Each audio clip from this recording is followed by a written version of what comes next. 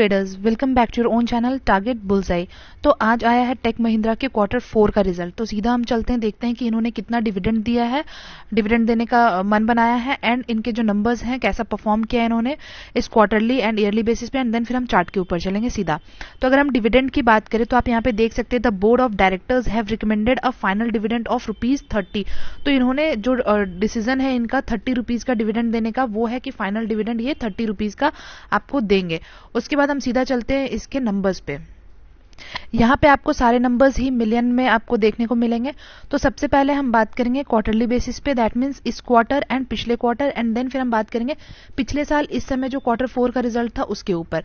तो अगर हम बात करें सबसे पहले टोटल इनकम की, इन्होंने इनकम कितना जनरेट किया है, तो अगर हम लास्ट ईयर की बात करें तो इन्होंने 97,754 मिलियन का इन्होंने बिजनेस किया था।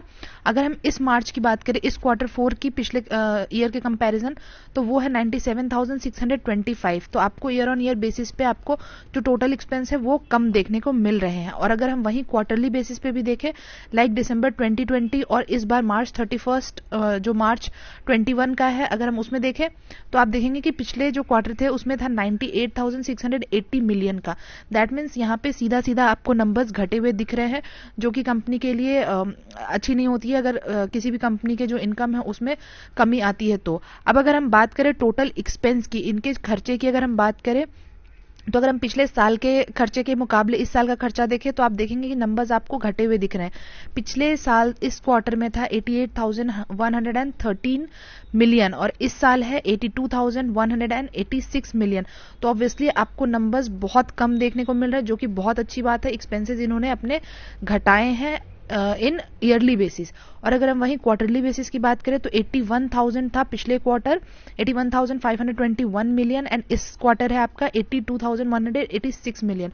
तो आपको नंबर बढ़े हुए मिल रहे हैं, दैट मीन्स इनके एक्सपेंसेस जो हैं वो बढ़े हुए हैं।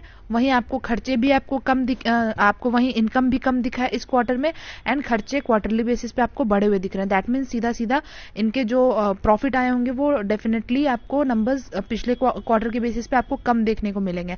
आप एक्सपेंसेस में अगर देखना चाहते हैं तो ये सारे पैरामीटर्स हैं जो कि एक्सपेंसेस में इंक्लूडेड हैं।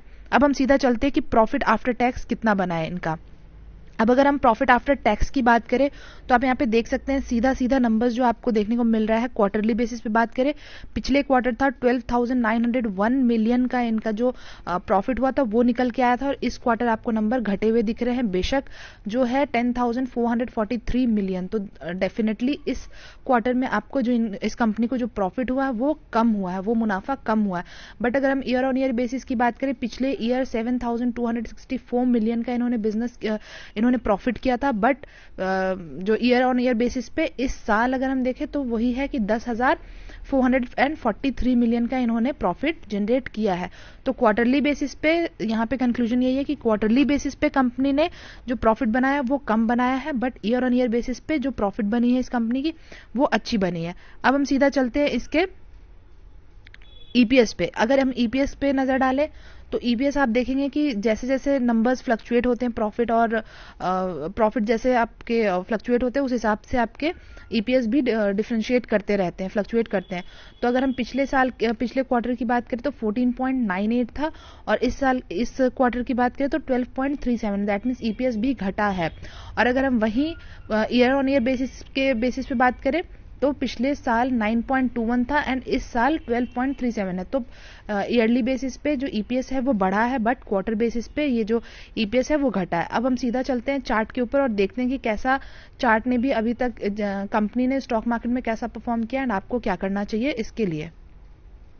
अब अगर हम इसके चार्ट पे नजर डालें तो आप देख सकते हैं काफी दिनों से ये शेयर जो है वो अपने बुलिश मोड में चल रहा है। बहुत आप देखेंगे डाउन ट्रेंड में ये शेयर अभी चलता हुआ आपको नजर आ रहा है। काफी ऊपर के लेवल से गिरा था, ऑलमोस्ट आप देख सकते हैं यहाँ के लेवल से ये गिरा है 1050 के लेवल से गिरा है। अभी 956 के आसपास कहीं खड़ा हुआ आपको दिखेगा। बट अगर हम वही बात करें कि ये शेयर और कितना नीचे आ सकता है, तो अभी फिलहाल तो ये अपने 20, 50 एंड 100 डे ईएमए को तोड़ के तोड़ा हुआ तो नहीं है, बट हाँ 20 एंड 50 को तोड़ा है, और जो 100 डे ईएमए है उसके आसपास सस्टेन करने की कोशिश कर रहा है। अगर उसको ब्रेक करता है तो उसके बाद आपको और नीचे के लेवल पे मिल सकता है। बट अगर रिजल्ट अभी फिलहाल तो नेगेटिव आया है इसका रिजल्ट, तो देखते हैं कि अभी अगले दिन जो कारोबार होता है उसमें कैसा होता है, तो आप चाहें तो आप इसमें नजर बनाए रख सकते हैं। अदरवाइज अगर ये शेयर ऊपर जाता है, क्योंकि अगर आप देखेंगे यहाँ पे MACD तो ऑलमोस्ट आज या कल में ये क्रॉसओवर हो सकता है, ऊपर के लिए दे सकता है आपको, तो आप चाहें तो उस हिसाब से नजर बनाए रख सकते हैं। और अगर हम वहीं वॉल्यूम की भी बात करें तो वॉल्यूम भी इसमें आए हैं, बहुत बुरे नहीं आए हैं, बहुत अच्छे नहीं है, बट हाँ वॉल्यूम अच्छे, मतलब वॉल्यूम ठीक ठाक से आ रहे हैं, तो आप उस हिसाब से अपना एक डिसीजन बना सकते हैं। अगर आप और नीचे के लेवल से खरीदेंगे तो आपको ऊपर अच्छा एक प्रॉफिट बना के देगा। अदरवाइज आप चाहते हैं कि आप अभी बाइंग इनिशिएट करना, तो आप अभी भी कर सकते हैं। बाकी अगर इसके ऊपर एक फुल वीडियो एनालिसिस आपको चाहिए तो आप मुझे कमेंट बॉक्स में बेशक बता सकते हैं, ताकि एक बार मैं पूरा जो फंडामेंटली एंड टेक्निकली दोनों चीजें हम एक बंडल आपके लिए लेके आए, जो फुल वीडियो एनालिसिस होगा, ताकि आपको बेहतर से बेहतरीन तरीके से आप इसमें इन्वेस्टमेंट के लिए डिसीजन बना सकें। तो चलिए फिर आज की वीडियो में बस इतना ही। जाने से पहले अगर आपको ये एनालिसिस अच्छा लगा है Q4 का, तो please like share and subscribe करना चैनल को ना भूलें, अगर अभी तक आपने सब्सक्राइब नहीं किया। चलिए फिर मिलते हैं आपसे नेक्स्ट वीडियो में, तब तक के लिए thank you and take care.